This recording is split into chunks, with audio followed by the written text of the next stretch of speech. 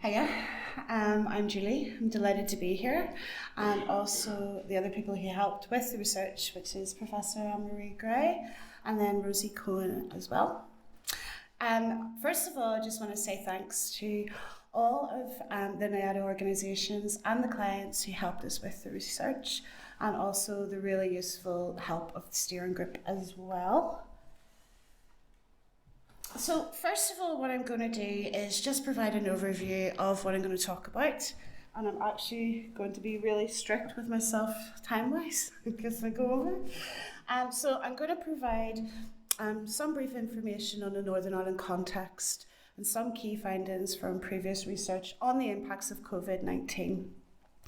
I'm then going to look at, just briefly, our research design, some of the key sample characteristics. There are quite a lot of findings in the report, so I'm going to focus on just some of the key findings in regards to the health and social impacts, drug markets, main drug use patterns, service delivery, and then I'm just going to conclude with some recommendations for going forward. So, first of all, the Department of Health issued guidance to substance use services across sectors in order to try to help them deal with the impacts of the pandemic and adapting services to fit with the infection control measures. The pandemic did result in major transformations of services across sectors, and a lot of services, as I'm sure a lot of you know, moved to remote delivery. In terms of previous research on this issue in Northern Ireland, NIADA had previously funded a piece of research that was conducted during the first lockdown, and it found that over 2/3 reported either poor or very poor mental health, and that was really linked to elevated feelings of anxiety and depression, linked with feelings of loneliness, isolation and fears. There was also some evidence of decreased alcohol and other drug use, particularly during the first lockdown, and that was really linked with shortages of particular drugs. But the authors did note in that research that they believed that was a temporary pattern.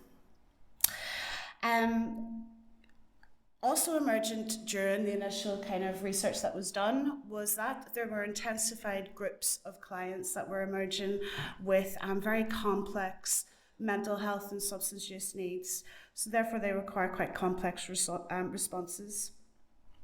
In addition, we had some initial understanding of how the rapid configuration of services was affecting providers. They were concerned about it because there was no precedent, there was nothing to kind of base what services should look like, and they were worried about how clients would receive them.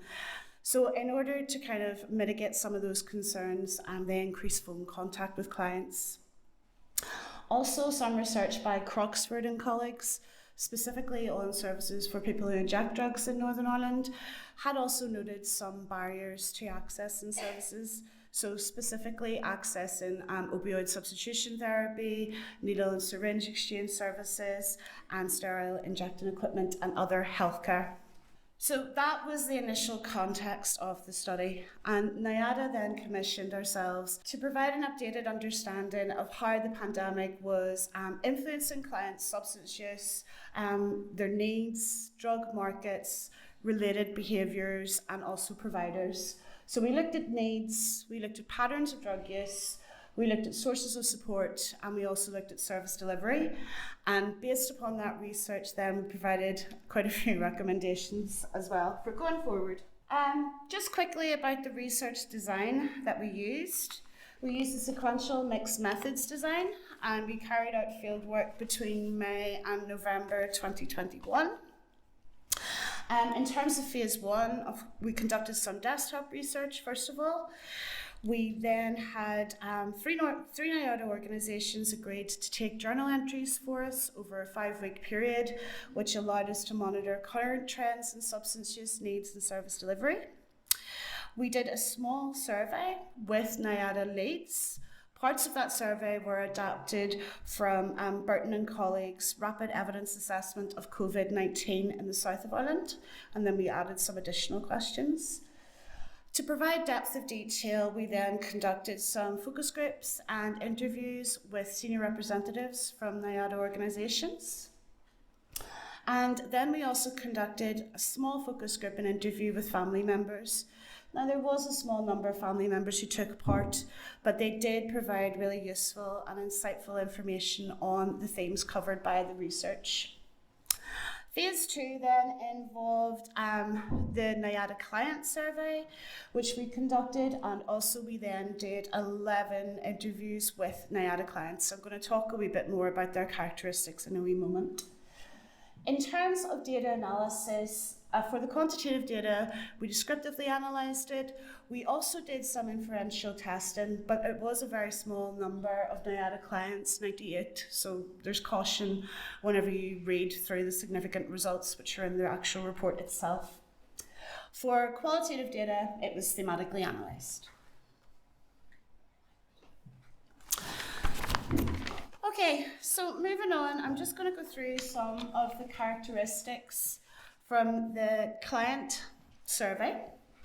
So we had a total of 98 people who took part in the survey.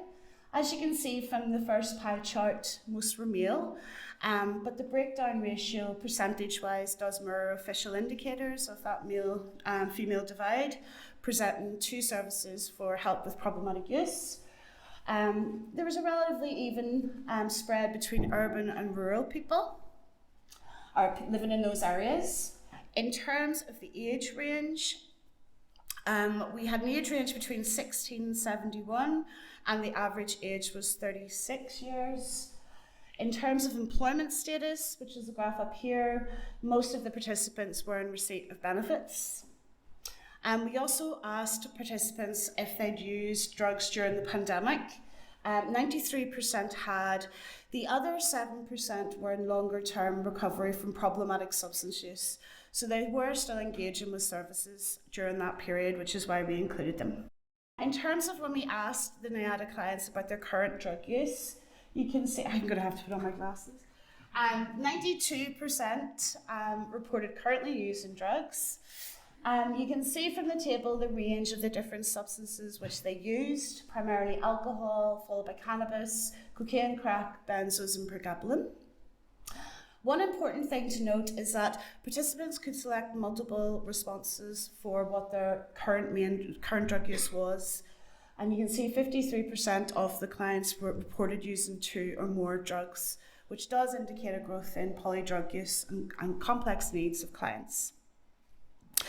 In terms of the client interviews, the semi-structured interviews, we interviewed 11 clients. They were aged between 15 and 55 years, but most were in their 40s. So that is important to note. 6 were employed, 4 were receiving benefits. Most of them did live in a rural location. They had very varied drug use backgrounds. So they included alcohol, cannabis, heroin. Some were receiving opioid substitution therapy, other opioids, benzos, and crack cocaine. At the time of interview, 6 of them were currently using drugs, and 5 weren't, and 3 were receiving opioid substitution therapy. So now we're going to move on and just look at some of the key findings from the report itself. The data did reveal a really wide range of adverse health and social impacts upon people who were using services. It is really important to note that it was those people who already experienced elevated levels of poverty, social marginalisation, and stigma who were the most susceptible and who experienced the worst of these health and social impacts, and that was a clear theme the whole way through. Out of those, there were specific populations that were particularly highlighted that you can see on screen, like the homeless community, people who injected drugs, and also those dependent on drugs. One of the major themes which we found in regards to health and social impacts was the deterioration of mental health. Now, before I go on and explain that findings, it is really important to note that some of the factors which led to people's deterioration of mental health were also beneficial for some clients too, particularly those who were preferring social isolation. But deteriorating mental health was a major theme. The bar chart that you see in front of you there, that's from the client survey. So we asked clients to rate their mental health during the pandemic, and you'll see from the bar chart that it was around 87% of people who reported either poor or very poor mental health. It was also people aged between 18 and 25 years who were the most likely to report poor mental health. We also found a moderate significant relationship between employment status and poor mental health. So people who were receiving benefits were more likely to report poor mental health. When we also asked participants about their mental health over the past 4 weeks, and the amount that reported poor mental health did decrease a lot to 54%, and that could be related to more engagement with services. This research was done during the very, very last lockdown, and also during a period when restrictions were lessening. So there was reinstatement of quite a lot of services. It's important to note that for mental health during the pandemic, the most cited source of support was the voluntary and community sector, and then also followed by family support. So that kind of indicates the really important role which the voluntary and community sector played during the pandemic, particularly in the light of more constrained access to statutory mental health services, which of course we know is a prevalent issue still. Okay, I was about to go before I realised I've other wee themes to talk about. So in terms of qualitative data, it provided more depth of understanding as to what was causing the poor mental health. And it was linked to 3 main themes, which were interrelated. So increased levels of anxiety and depression, difficulty dealing with social isolation, and constrained access to statutory mental health services.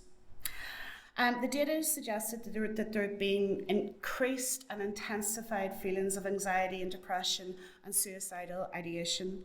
And that was really further evidenced by increased numbers of people presenting with dual diagnoses, mental health referrals, and increased emergency presentations for mental health. Again, it was consistently reported it was the most socially isolated people who were experiencing the most detrimental levels of anxiety, depression, and social isolation.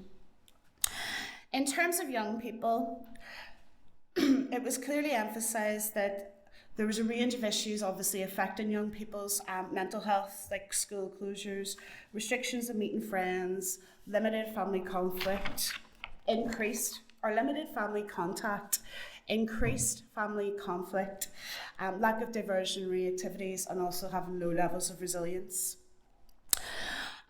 For adults, it was particularly emphasised for people living in rural locations who had limited access to resources to be able to engage with remote delivery of services, or they didn't have the money to be able to afford to do it.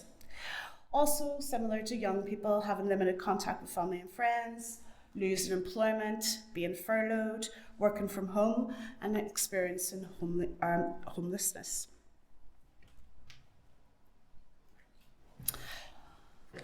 Okay.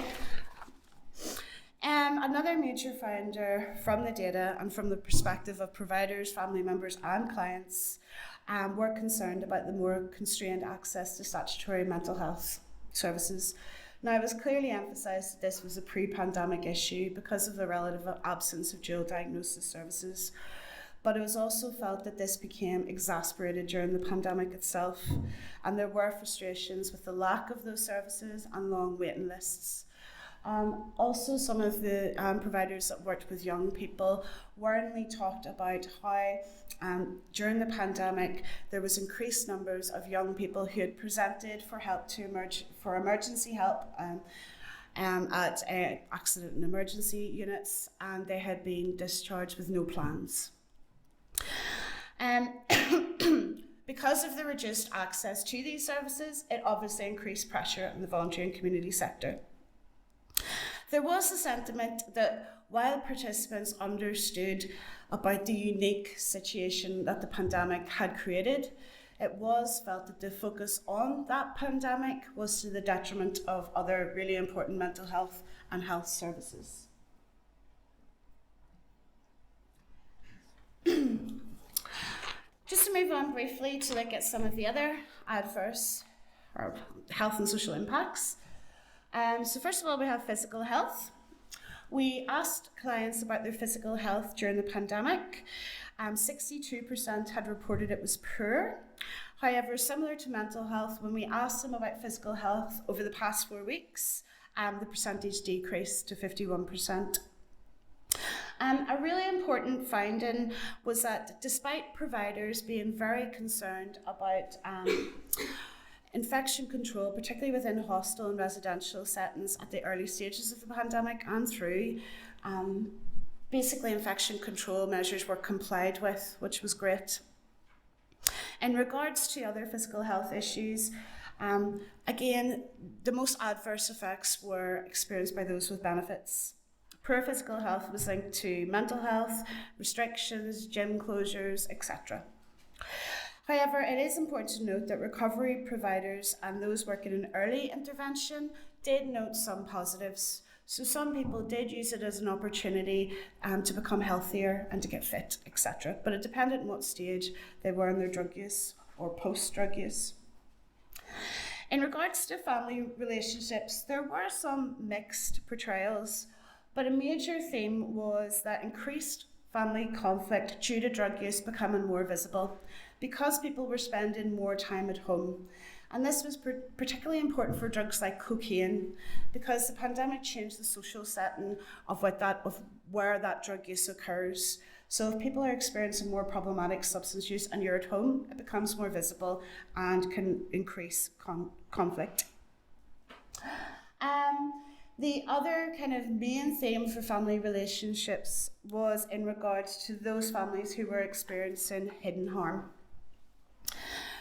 It was noted by providers who work in that area that pandemic restrictions for some families helped them to improve their relationships, and it also seemed to provide a little bit of extra motivation to address substance use issues. But a lot of them struggled a lot with the pandemic restrictions, and there were reports of a reduction in statutory social services interventions. There was less parental visibility, increased domestic abuse alongside higher levels of substance use. In terms of financial situations, 70% of providers reported clients' income had been worsened by the pandemic. Now again, differences depend on the economic status of the clients. For instance, people who were street homeless or dependent on drugs, who are used to going in, begging or tapping in city centres, had their sources of income substantially affected during lockdown periods.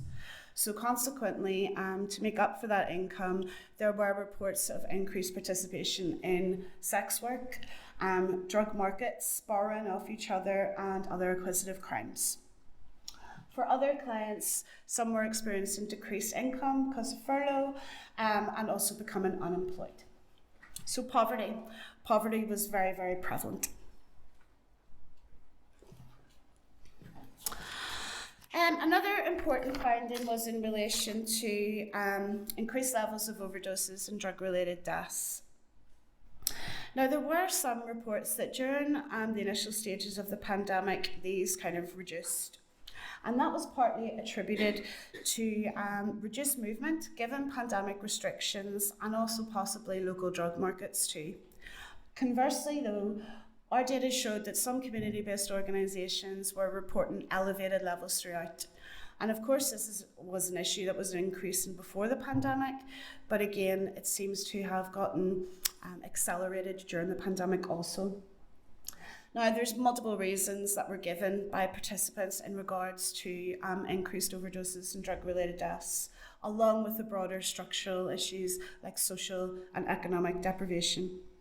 So things like social isolation, long waiting lists to access treatment, using different substances, inconsistent purity levels of substances, public injecting, and then importantly, a younger kind of cohort of clients who seem to be becoming less risk adverse during the pandemic. Okay, so moving on then, just to look briefly at drug markets. It was clear that the pandemic had affected drug markets, particularly specific drugs, at specific points throughout the pandemic, but the overall impression that we got was that they remained relatively resilient and stable. There were differences. So, for example, cannabis. At the early stages of the pandemic, we were told that even access to herbal cannabis was difficult. That seemed to recover. The area that hasn't still recovered is cannabis resin, which still remains at an elevated cost. In terms of heroin, there was definitely evidence of street level access to heroin being affected. Conversely, some more experienced people who used heroin reported to us they had no problem accessing heroin the entire way through the pandemic. Now, the example on screen is from a person who uses online sources, but we also had another person who lived in a more rural area who told us that there was an always steady, always constant access to heroin. In terms of benzodiazepines, the markets were really flooded with these, different types of these, higher strengths, and of course we know the associations with increased drug-related deaths. Pregabalin was also an issue, but our data really highlighted the benzodiazepine aspect, street-sourced or designer ones like refers to. Cocaine, if anything, the cocaine market grew. There was clear reports of increased access, increased availability, purity levels increasing, etc. Another major adoption which we noted was increased use of online and social or surface web social media applications to sell and purchase drugs. That adoption had been a growing trend before the pandemic, but it appeared to be accelerated during the pandemic. Quite a lot of providers, and indeed one of the young people who took part, mentioned the increased use of social media applications like WhatsApp, Instagram, etc. Our data suggested that particularly social media messenger applications seem to be being used more by young people as opposed to more experienced people who probably had more secure sources for their drugs as well. Okay, so now we're going to move on and just look at some of the main drug use patterns during the pandemic. So on your screen you can see data. Whenever we asked clients in the NIADA clients to tell us what their main drug use was during the pandemic. So it's quite similar to current drug use. You'll see alcohols at the top, cannabis, cocaine, crack, benzos, pregabalin. Again, participants could select multiple responses for what their main drug use was. And once again, we have like 42% reported that they were using 2 or more drugs. The most a person reported was 11. We also asked then about what way they took drugs. Now, obviously, it's mostly people who use alcohol, so most of them swallowed, but we did capture some people who were injecting, snorting, and also smoking. In the client survey, we also asked participants about how the pandemic had affected their main drug use during the pandemic. So if you look at the first bar chart over here, the main drug use pattern during the pandemic was that people had used more of their main substance, and that was followed by it hasn't changed and then I've used less. We also asked them about their main drug use over the past 4 weeks, and you'll see the patterns have changed. So the main pattern of use was that it hasn't changed, or I've used less, I've used more, or stopped using. So the dominant pattern throughout the pandemic, according to this data, was increased use. Now, I'm going to focus specifically on reasons for increased drug use because we don't have time to go into all of the other ones, but you can read in the report further explanations for the other drug use patterns. It is really important to note that some people, clients that we interviewed and also providers, noted that they had expected higher levels of relapse for some of their clients, but they were able to maintain recovery or reduce their use. But those people tended to have really good social support networks, really good engagement with services, and higher levels of resilience. Okay, so in the client survey, we asked participants who had told us that they had increased their use about, no worries, what the reasons were for increasing their use. So I've just put on the top 5 reasons here. And what you can see is that boredom was the most cited reason for increased use. And then that was followed by anxiety or depression, social isolation, limited family contact, and then more opportunities to use. So like not working, being with friends.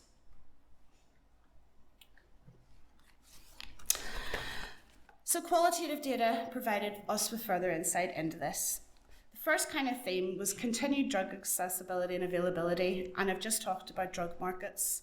There were fluctuations, but there were always drugs available. Some people substituted and supplemented. Another key point is that most of our sample was alcohol, and that continued to be accessible the entire way through the pandemic. In relation to boredom, for young people, that was largely attributable to remote learning, restrictions to socialising with peers, and lack of diversionary activities during lockdowns. For adults, it was related to remote working, furlough, unemployment, and lack of diversions, like even meeting up, going for coffees, or going to gyms, etc. Providers also noted that while there was increased use noted for every single age group, essentially, they did notice new people coming forward to services, particularly people aged in their 30s and 40s, who may have just used socially before, but were then starting to develop problems with their particular substances and requiring help. Interrelated with boredom was social isolation.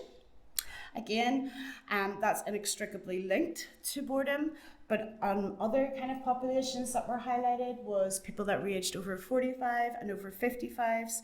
And again, it was those clients that were the most socially isolated and cut off that disappeared, that their use increased. Then we'll move on to the last little theme that's there, which is constrained access to statutory services. Now that took a few different forms, or the reasons for that.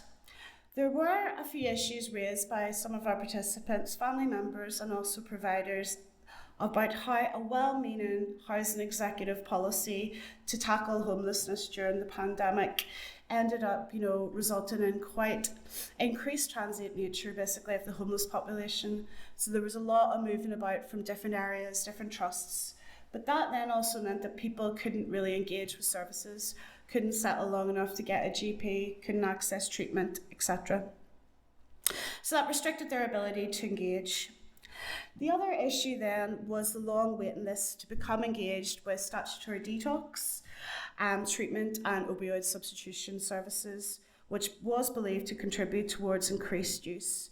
And of course, waiting times to access most of those services was already an issue really before the pandemic, but again, accelerated, particularly at certain points during.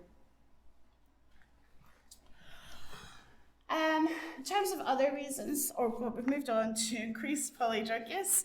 This was a real major finding of the research, and we already knew that polydrug use was increasing before the pandemic, but it was certainly felt that the pandemic had accelerated that trend. It was linked to the increased availability of prescription drugs, particularly benzodiazepines and pregabalin, street sourced. Also this kind of pattern of people substituting or supplementing preferred drug use with other substances as well.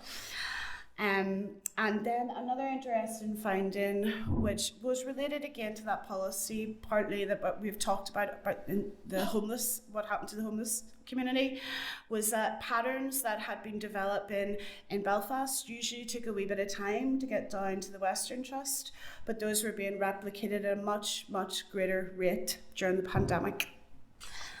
Okay, another kind of key finding was increased levels of injecting-related harm.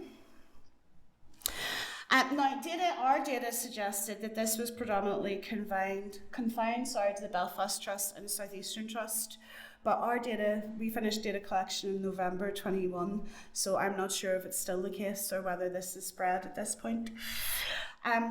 So in terms of injecting-related harms, it was related to a range of issues, but particularly increased cocaine injecting among a particularly young and inexperienced cohort of people who really lacked the knowledge and skills to know how to inject safely. And obviously then with cocaine injection, you're injecting a lot more frequently, which can wear out, your injecting equipment too. So they were engaging in high-risk practices. Many, providers said to us that a lot of them could have just taken pills before, and then they were directly transitioning to groin injecting. So there was obviously mistakes being made, injuries being made. Groin injecting is very dangerous if it's not done properly. And there was an increased sharing behaviours as well. Linked then with injecting-related harm was constrained access to services again. This took a couple of different forms. Access to OST was raised, opioid substitution therapy. It was constrained at certain points, but there were also issues with some static needle exchanges. One of the main needle exchanges in Belfast closed because of community pressure, and while that service had been taken over by another service, it would take a wee while for people to start, knowing where that service is and accessing it too. There was also then displacement because of housing executive policy. People were being moved frequently between different areas. There might not be a local needle exchange, etc. So again, that can increase injecting-related harms. One provider also noted that there appeared to be a decreased motivation, particularly for this younger cohort of clients who were, engaging in cocaine injecting and were higher risk injecting practices, to actually engage in harm reduction work, which therefore was obviously hugely detrimental for them learning how to safely inject. So subsequently, there were elevated levels of hepatitis C and HIV during the pandemic, and there were some concerns about the spread of those viruses into the general population due to the transient nature of people within the homeless community, and then also sexual relationships, etc. So we asked service providers to rate the overall impacts of the pandemic on their services. So you see from the graph, 90% either reported a high or an extremely high impact on services. We also asked them about the methods that they'd used to modify their services in order to comply with infection control measures, and you can see the variety of ones on screen. The most prevalent ones were telephone consultations and online consultations. A lot of services reported reducing, obviously, face-to-face services, but some continued. So we also asked clients about their overall levels of satisfaction that the changed services which they'd experienced during the pandemic had met their needs. And again, you can see from the graph here, 71% of participants were either satisfied or very satisfied that services had continued to meet their needs during the pandemic. There were favoured or preferred methods used. So that was things like phone contact for individual or group sessions, and also regular phone check-ins from their support or key worker, and again, continued use of some socially distanced services. Now, there were a number of challenges which were encountered by providers. I'm sure a lot of you here are providers and you know this anyway. But I'm going to go through some of them here, some of the main ones. The first was a kind of rapid transition to remote delivery, which staff told us was extremely resource intensive, required upskilling staff in a very, very short space of time. However, all of the organisations did note that they responded rapidly and they put into place policies and procedures rapidly to ensure that their staff and also their clients were safe. Providers also talked about the necessity of creating a supportive environment for their staff and increased flexibility, because staff obviously, like myself, had homeschooling responsibilities and childcare responsibilities. It was also evident that adapting services was much harder for some providers, and that was related to the nature of the programme, but also the sites. So for instance, Carlisle House provides an inpatient rehabilitation centre. It had to temporarily close at the start of the pandemic, and then it opened with a reconfigured programme, shorter duration as well, and reduced capacity. And then you had some brilliant innovations like in DePaul, where they transformed a day centre into an outreach service within the space of 24 hours. All these changes were taking place within the context of increased need for services. And most, if not all, of the providers talked to us about how there was so much extra demand for their services and that they were oversubscribed. They also then talked about, again, the statutory services. A strong finding in this research was the need for dual diagnosis services, but the deficiencies within existing services, and particularly in patient detox and OST, opioid substitution therapy, were also very, very marked. And that lack of services had negative consequences. A lot of people, increased levels of self-detoxing, engagement in risky drug practices, and increased pressure again on the voluntary and community sector. Now, statutory services had been affected by things like redeployment, staff shortages, and some staff having to isolate. The temporary suspension of some of the statutory services at the beginning of the pandemic also increased waiting times. So all that pressure was really being put, a lot of that, onto the voluntary and community sector. And there was a bit of frustration and feeling that they were left to hold a lot of the risk during the pandemic itself. Okay, so in terms of remote delivery, there were some limitations of services that have been changed to remote delivery. Digital inequalities was a big theme. So not having mobiles, not having smartphones, not having good internet access, etc. So this particularly affected people with limited knowledge or resources. The key populations affected are on screen, so older people who might not feel confident about using that technology or have it. Rural areas, the homeless community, and people on probation who, as part of their order, might not be able to actually have a phone on them so they can engage. But providers did try and tackle those digital inequalities by adopting a number of methods, including like increasing phone calls to clients who couldn't engage in online services, securing money to get technological devices like mobiles, tablets, dongles. And they did use face-to-face visitations where possible and for those most at need. There were some other limitations which were highlighted to us with remote delivery. First was concerns about confidentiality and anonymity, particularly if you're doing work with someone, on the phone, online, and they were living in a communal residency like a hostel. Some providers did feel that the remote delivery affected being able to really build relationships and rapport with some cohorts of clients. That was particularly emphasised for organisations working with children and young people. There were also concerns about fully being able to assess risk in clients. Being physically present, it was felt, you could properly assess someone if they were using. Clients also talked about how they felt they were more open and honest about how they were feeling when they were face-to-face. And that really relates to the last limitation. There was a clear preference amongst a lot of participants for communicating face-to-face because of that element of social connectedness and the feeling that they would be more open and honest during a session if they were physically with the person. To overcome those challenges, again, a range of methods were put into place. So organisations talked about using walk and talk services, where the key worker would meet up with young people and go for a socially distanced walk. Organisations still provided services for people in crisis because it was felt that you had to be physically present if someone's expressing suicidal ideation, etc.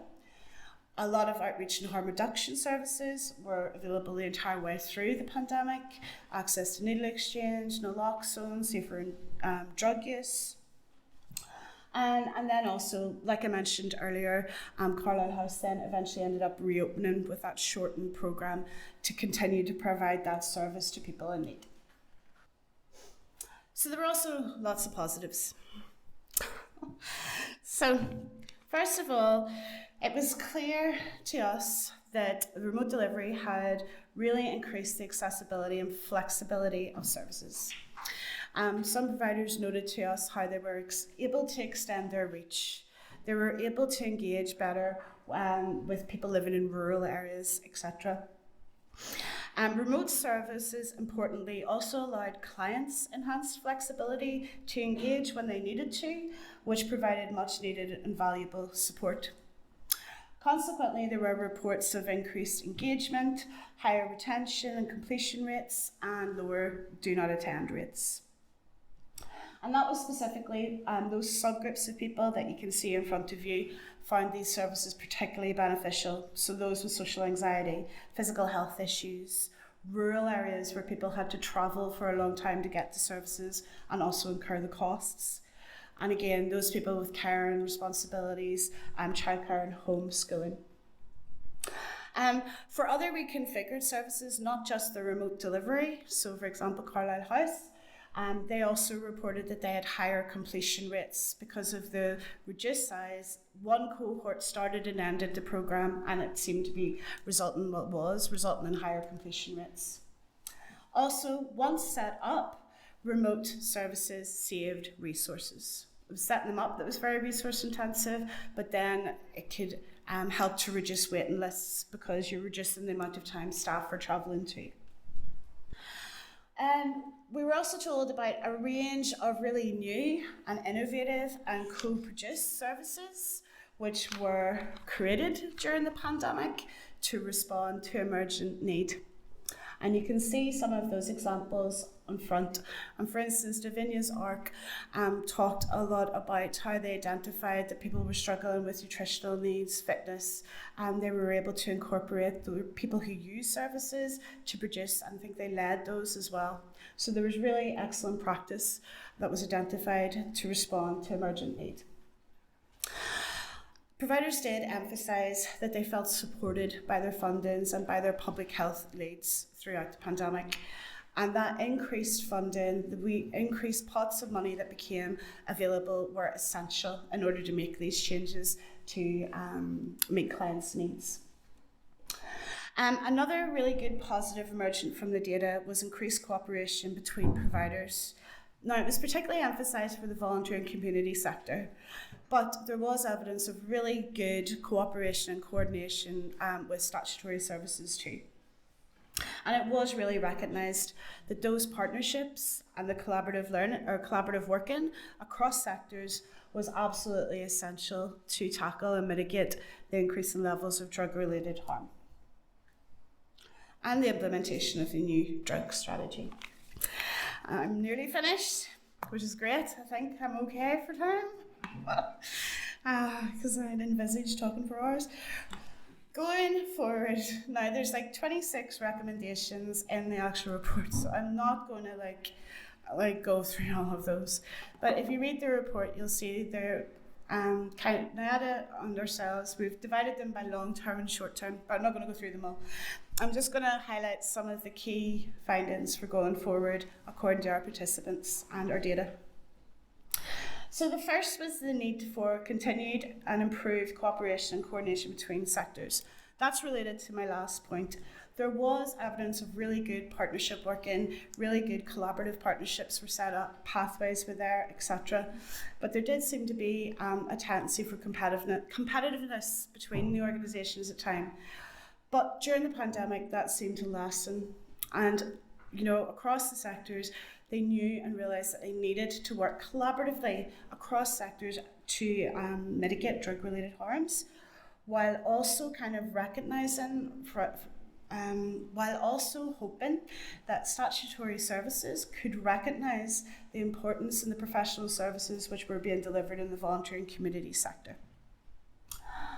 A lot of organisations talked about using a blended hybrid approach going forward, bearing in mind the limitations that we talked about earlier. Some organisations did say that they would like to do a more in-depth evaluation of change services during the pandemic, specifically what worked, what could be improved, so that they could come to the best decisions about which ones to keep on or adapt to fit need and to make sure they were producing really and delivering the best evidence-based services. Importantly, all of the providers recognise the importance of developing services according to how the client wants them to be delivered, as opposed to prioritising getting clients to fit services. Okay, so another really important theme, which there are lots of subsections to, was the need for continued investment and development of services. And it had quite a few issues, as you can see on screen. I'm only going to talk about a few of these. So some participants believed that the issue of drugs was really not being taken seriously by politicians here. There's not enough dialogue about it, which really needed to change in order for there to be full investment in the services and the money that's needed to fully implement the new substance use strategy. And there was also strongly emphasised the need for cross-sectorial, interdepartmental collaborative working going forward.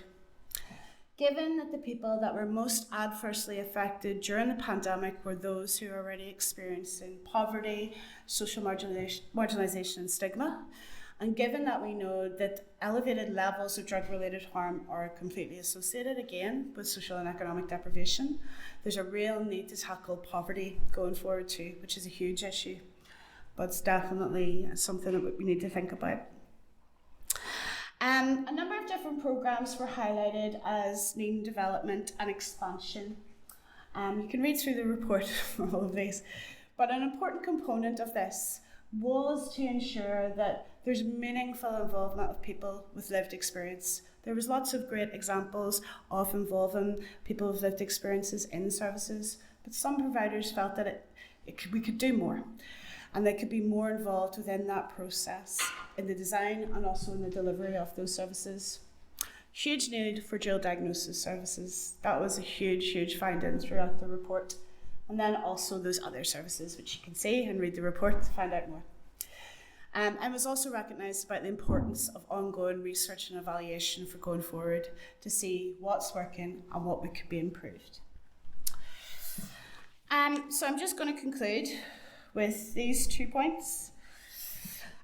Stigma. Tackling stigma was another huge issue that was brought up by providers, family members, and also clients. It was recognised that there is a lot of stigma towards people who use drugs from the media, from politicians, from family, and from some health and social care providers as well. So the suggestions for tackling stigma was public awareness and education campaigns, some of which were actually happening while I was conducting fieldwork for this study, but more of those were needed.